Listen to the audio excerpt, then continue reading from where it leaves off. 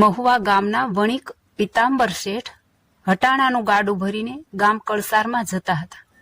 સંવંત 1856ની સાલમાં શ્રી નીલકંઠવર્ણી સૌરાષ્ટ્રના દરિયાકાંઠે તીર્થોને પાવન કરતા કરતા કતપર થઈને ચાલ્યા ને માલણ નદીના કાંઠે આવેલા મહુવા બંદર પધાર્યા. શ્રીહરિએ માલણ નદીમાં સ્નાન કર્યું ને ગામ તરફ ચાલતા થયા.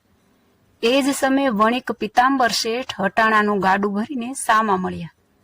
પ્રભુ નીલકંઠવર્ણીના દર્શન પામીને મુમુક્ષુ એવા પિતાંબર શેઠને અંતરમાં આનંદના શેરડા ફૂટ્યા. જાણે અનંત જન્મના પુણ્ય ઉદય થયા હોય.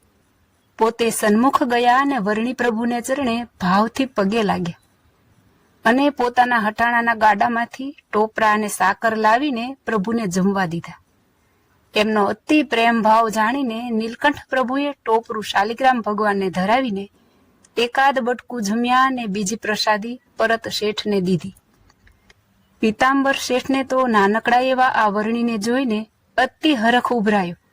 એ મનમોહક મૂર્તના દર્શન કરતા થકા સ્થિર થઈ ગયા. વર્ણી એમને પૂછવા લાગ્યા, જે હે શેઠ, તમારું ગામ કયું અને આમ આ રસ્તે ક્યાં જાઓ છો?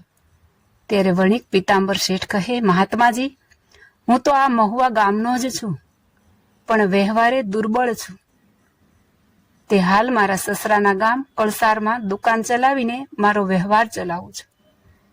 હાલ આ હટાણાનું ગાડું ભરીને કળસાર વેપાર સારું પરત જાઉં છું. તે સાંભળીને શ્રી નીલકંઠ પ્રભુ બોલ્યા, જે શેઠ, જુઓ, અમને તમે આજે આ સાકર ટોપરું જમાડ્યા તો અમે તો કોઈનું કાંઈ રાખતા નથી. અમે તમને આશીર્વાદ આપીએ છીએ કે તમે આ મહુવા જ રહેજો, તમારી દુર્બળતા જશે ને સુખી થશો. આમ વર્ણી પ્રભુનું આટલું વચન સાંભળતા જ પિતાંબર શેઠને એ પરમેશ્વરના વચનમાં અતિ શ્રદ્ધા ઉપજી ને પોતે મહુવામાં જ રોકાઈને હવે ત્યાં જ વેપાર કરશે એમે સંકલ્પ સિદ્ધ વર્ણી પાસે મનોમન સંકલ્પ કરીને પોતે તો કળસારના રસ્તે જતા રહ્યા. પિતાંબર શેઠે શ્રી નીલકંઠ પ્રભુએ આપેલ આશીર્વાદે તેઓએ મહુવામાં જ પોતાનો ધંધો વ્યવસાય કર્યો ને પોતે શ્રીહરિને જમાડિયાના પુણ્ય પ્રતાપે તેઓ ખૂબ સુખી થયા. સમય જતા તેઓ સંપ્રદાયના મહુવાના પ્રથમ સત્સંગી થયા. પિતાંબર શેઠને નરસિંહ, દામજી અને જેઠો એમ 3 દીકરાઓ હતા. સમય જતા જેમાંથી દામજી શેઠને શ્રીહરિના દીક્ષિત એવા પરમાનંદ સ્વામીનો યોગ થયો ને વર્તમાન ધારણ કરીને તેઓ સત્સંગી થયા. તેઓ પોતાનો શ્રાવક વણિકનો ધર્મ તજીને શ્રીહરિના પરમ અનુયાયી થયા હતા. દામજી શેઠે પોતે નિડરપણે નાતની અનેક ઉપાધિઓ વેઠીને પણ એમણે એમના પરિવાર, સગા સંબંધી સહુને શ્રીહરિના મહિમાની વાતો કરીને દિવ્ય સંપ્રદાયની ઓળખાણ કરાવી. વળી તેમના મામા ખીમાભાઈને કંઠી પહેરાવી સત્સંગી કર્યા.